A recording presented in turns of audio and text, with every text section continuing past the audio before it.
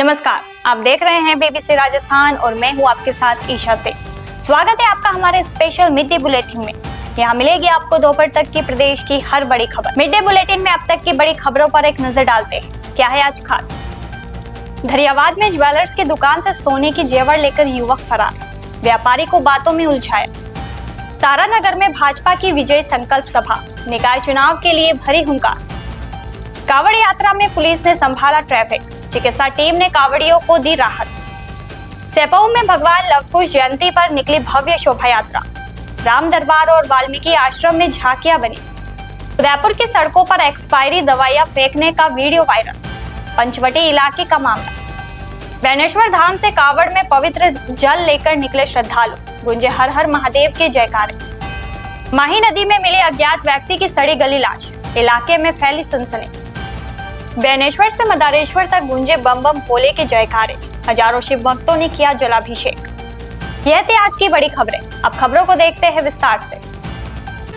धरियावाद नगर में पिछले कई दिनों से चोरी की घटनाओं के बीच पद्मावती ज्वेलर्स की दुकान से सोने के जेवरात लेकर एक युवक के फरार होने का मामला सामने आया है। पूरी वारदात दुकान में लगे सीसीटीवी कैमरे में कैद हो गई। जानकारी के अनुसार युवक सोने की चेन और ब्रेसलेट खरीदने के बहाने दुकान पर पहुंचा।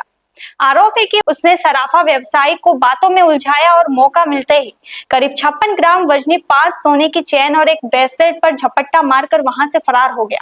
घटना की जानकारी मिलने के बाद बड़ी संख्या में स्थानीय लोग पुलिस थाने पहुंचे और वारदात को लेकर रोष जताया। लोगों ने नगर में लगातार सामने आ रही चोरी की घटनाओं को लेकर पुलिस प्रशासन की कार्यशैली पर भी सवाल उठाए। थाना प्रभारी हजारीलाल मीणा ने घटना की जानकारी लेकर क्षेत्र में तत्काल नाकाबंदी करवाई। आरोपी की तलाश के लिए पुलिस की अलग अलग टीमें गठित की गई है और सीसीटीवी फुटेज के आधार पर तलाश की जा रही है। पीड़ित व्यापारी ने संदिग्ध की पहचान आरिफ खान के रूप में बताई है। व्यापारी के मुताबिक युवक सोशल मीडिया पर रील्स बनाने के कारण क्षेत्र में चर्चित रहा। हालांकि आरोपी की पहचान और उस पर लगे आरोपों की आधिकारिक पुष्टि पुलिस जांच के बाद ही होगी। आरिफ खान नाम का व्यक्ति जो कि धरियावाद निवासी है, सोशल मीडिया पे इंस्टाग्राम पे रील बनाता है। वो मेरी दुकान पे 10:30 बजे आया। वो कल भी आया था मेरी दुकान पे। मुझे सोने की चेन लेनी है। मेरे 1 लाख से 1,25,000 तक का बजट है। मुझे इस बजट के बीच की चेन दिखाओ। कल वो फोटो खींच के लेके गया कि मेरे आगे किसी व्यक्ति को लेनी है, तो उसने चेन का फोटो खींच के और आगे भेजा कि अभी तक जवाब आज आ नहीं रहा है, तो मैं कल आपकी दुकान पे वापिस आऊंगा। आज मेरी दुकान पे आया। मैं मेरी दुकान पे उसके अकेला था। उसने मुझसे 4-5 चेनें अलग से निकलवाई, एक एक करके सबका पहले 1 का फोटो, फिर 2 का फोटो, फिर 3 का फोटो करके अलग अलग करके मेरे से फोटो खिंचवाए। फोटो भेजने के लिए मेरे को उलझाए रखा फोन में और हर एक चेन का और ब्रेसलेट का की कीमत पूछ रहा था मुझसे वो, और बिल्कुल मुझे व्यस्त रखा और ऐसा रखा कि मतलब एक झटके में मतलब वो चेन लेके भाग गया। मैं तुरंत उसके पीछे दौड़ा, पर वो उसके साथ पहले से बाइक चालू रखे हुए व्यक्ति पहले से था, तो उसके साथ बैठ के वो भाग गया और मैं वापस। निकाय चुनाव को लेकर तारानगर की चौधरी धर्मशाला में भाजपा की ओर से विजय संकल्प सभा का आयोजन किया गया। सभा की अध्यक्षता भाजपा जिला अध्यक्ष बसंत शर्मा ने की, जबकि पूर्व नेता प्रतिपक्ष राजेंद्र राठौर मुख्य अतिथि के रूप में मौजूद रहे।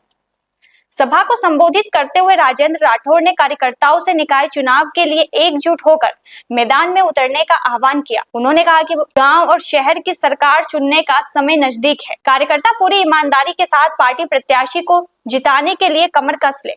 राठौर ने कहा कि प्रत्येक वार्ड में कार्यकर्ताओं और वार्ड के लोगों की मंशा के अनुरूप प्रत्याशी का चयन किया जाएगा। उन्होंने कार्यकर्ताओं से आपसी मतभेदों से ऊपर उठकर एकजुटता के साथ चुनावी मैदान में उतरने की बात कही। इस दौरान निकाय चुनाव संयोजक चंद्रा राम भूरी, सह संयोजक नरेश सहारन और चुनाव संचालन समिति के सदस्य राकेश जांगे, जसवंत स्वामी, अनूप खंडेलवाल, विशाल शर्मा एवं जमरदीन तेली ने प्रत्याशियों के लिए आवेदन लिए। तारानगर के लिए कुल 35 वार्डों से टिकट के लिए आवेदन पत्र प्राप्त हुए।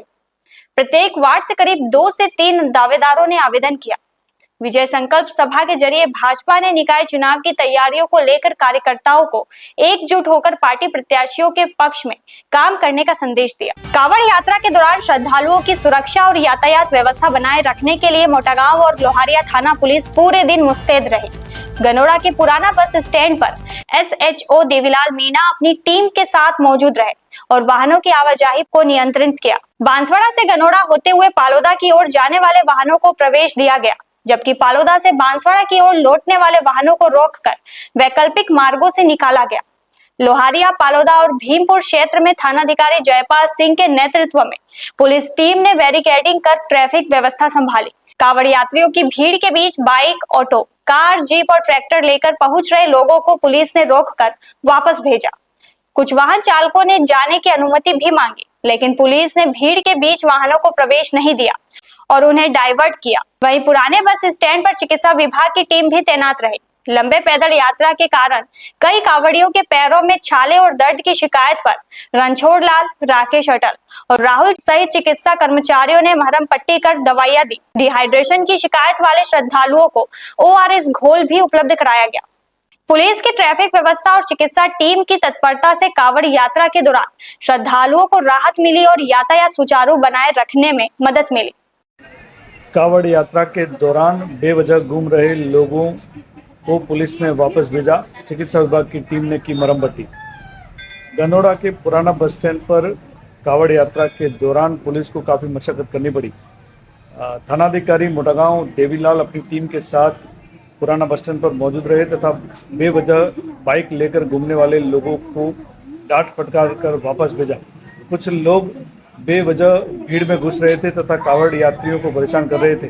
कोई कार लेकर तो कोई जीप लेकर तो कोई ऑटो लेकर भीड़ के बीच घुसने का प्रयास कर रहा था। ऐसे में पुराना बस स्टैंड पर थानाधिकारी देवीलाल ने मुस्तैदी दिखाते हुए सभी वाहन चालकों को वापस पालोदा की तरफ भेजा तथा रूट को क्लियर किया।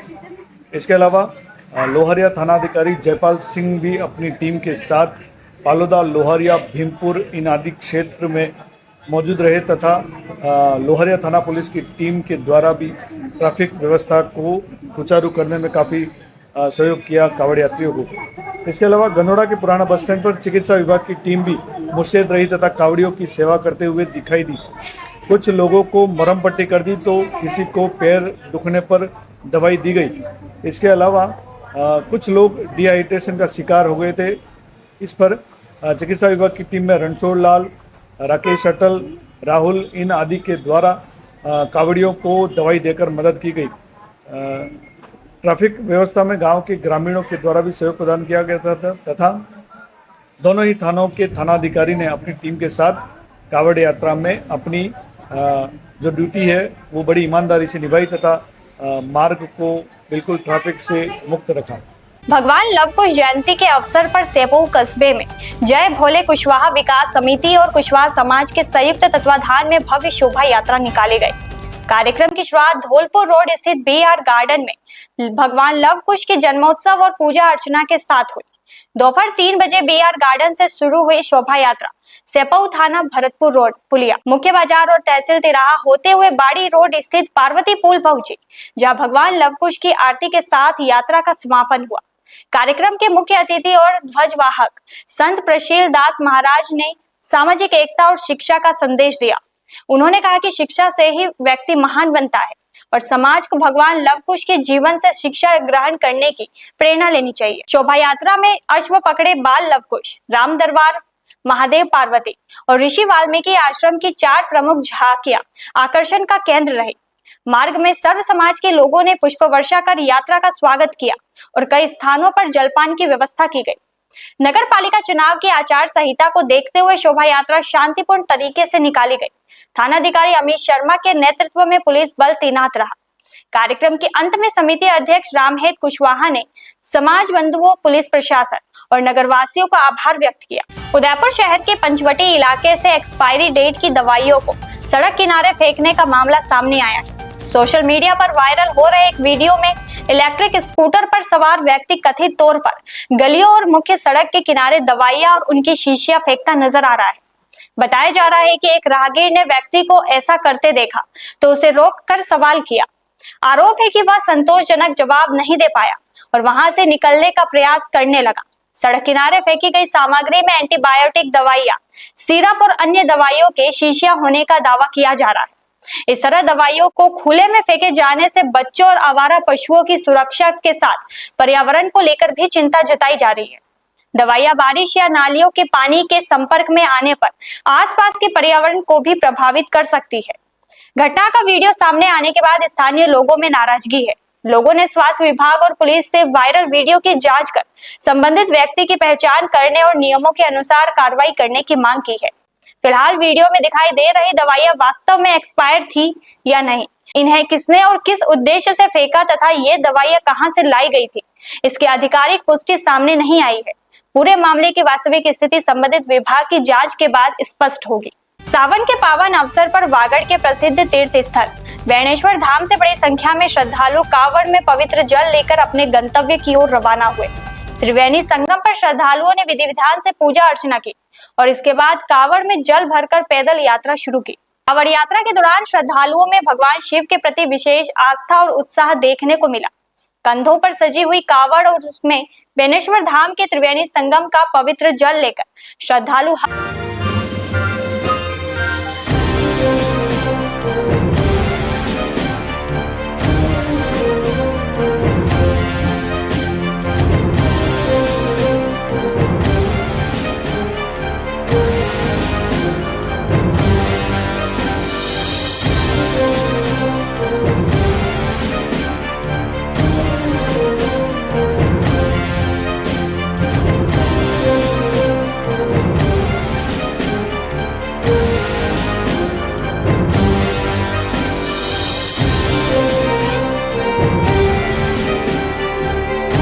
महादेव बोल बम और जय महाकाल के जयकारे लगाते हुए आगे बढ़ते नजर आए। लंबी पैदल यात्रा के बावजूद कांवड़ियों का उत्साह कम नहीं हुआ। रास्ते में जगह जगह ग्रामीणों और सामाजिक संगठनों की ओर से श्रद्धालुओं के लिए पानी, अल्पाहार और विश्राम की व्यवस्थाएं भी की गई। बेणेश्वर धाम से जल लेकर निकले श्रद्धालु भगवान शिव के मंदिरों में पहुंचकर इस पवित्र जल से महादेव का जलाभिषेक करेंगे। कांवड़ियों के जत्थों और भगवान शिव के जयकारों से पूरा मार्ग भक्तिमय माहौल बना हुआ है। साबला थाना क्षेत्र के ग्राम पंचायत दौलपुरा के भाटोली गांव के पास माही नदी में रविवार सुबह एक अज्ञात व्यक्ति का सड़ा गला शव तैरता हुआ मिलने से इलाके में सनसनी फैल गई। जानकारी के अनुसार सुबह गणेश लाल मीणा ने नदी में शव तैरता देखा और तत्काल साबला थाना पुलिस को सूचना दी। सूचना मिलते ही सीआई प्रदीप बीटू सिंह और एसआई वल्लभ राम पुलिस जाब्ते के साथ मौके पर पहुंचे। पुलिस ने काफी मशक्कत के बाद शव को नदी से बाहर निकलवाया। पुलिस के अनुसार शव कई दिन पुराना होने के कारण काफी सड़ गल चुका था और चेहरा भी पहचानने की स्थिति में नहीं था। पुलिस ने मृतक की शिनाख्त के प्रयास किए लेकिन पहचान नहीं हो सकी। इसके बाद पिंडावल पीएचसी के चिकित्सक को मौके पर बुलाकर शव का पोस्टमार्टम कराया गया। पोस्टमार्टम के बाद शव ग्राम पंचायत दौलपुरा की सरपंच संगीता देवी को सुपुर्द किया गया। शव की खराब स्थिति और पहचान नहीं होने के कारण पुलिस की मौजूदगी में अंतिम संस्कार कराया गया। एसआई वल्लभ राम के अनुसार मृतक पुरुष है और इसकी उम्र करीब 50 वर्ष बताई जा रही है। फिलहाल पुलिस मामले की जांच के साथ मृतक की पहचान के प्रयास कर रही है। सावन के पावन अवसर पर बांसवाड़ा में शिव भक्ति का अद्भुत नजारा देखने को मिला। वागड़ के प्रसिद्ध तीर्थ बेणेश्वर धाम से हजारों शिव भक्त कांवड़ में पवित्र जल लेकर करीब 50 किलोमीटर का पैदल सफर तय करते हुए गुफा में विराजमान मदारेश्वर महादेव मंदिर पहुंचे। 3 नदियों के संगम बेणेश्वर धाम से कांवड़ियों ने देर रात से अपनी यात्रा शुरू की। कंधों पर सजे कांवड़ लेकर आगे बढ़ते श्रद्धालु के बम बम भोले, हर हर महादेव और जय महाकाल के जयकारों से पूरा मार्ग भक्तिमय हो गया। मदारेश्वर महादेव मंदिर पहुंचने के बाद कांवड़ियों ने बेणेश्वर से लाए पवित्र जल से भगवान शिव का जलाभिषेक किया और पूजा अर्चना कर सुख समृद्धि की कामना की। मंदिर में दर्शन और जलाभिषेक के लिए श्रद्धालुओं की लंबी कतारें देखने को मिली। कांवड़ियों के स्वागत के लिए रास्ते में जगह जगह समाज सेवियों और विभिन्न संगठनों ने सेवा शिविर लगाए और पुष्प वर्षा की। यात्रा के दौरान सुरक्षा और यातायात व्यवस्था को लेकर पुलिस भी मुस्तैद रही। भीड़ को देखते हुए कई मार्गों पर वाहनों का डाइवर्ट किया गया। वहीं मदारेश्वर महादेव मंदिर परिसर के पास लगे मेले में भी बड़ी संख्या में श्रद्धालुओं की भीड़ खरीदारी करती नजर आई। तो ये थी दोपहर तक की बड़ी खबरें। दिन भर की खबरों को देखने के लिए देखिए हर रात 8 बजे हमारा बुलेटिन बांसवाड़ा पत्रिका और प्रदेश की हर बड़ी खबर के लिए रात 9 बजे प्राइम टाइम 8-9 और ऐसे ही तमाम खबरों को देखने के लिए बने रहे हमारे साथ और सब्सक्राइब व फॉलो करें हमारे YouTube और Instagram चैनल BBC राजस्थान।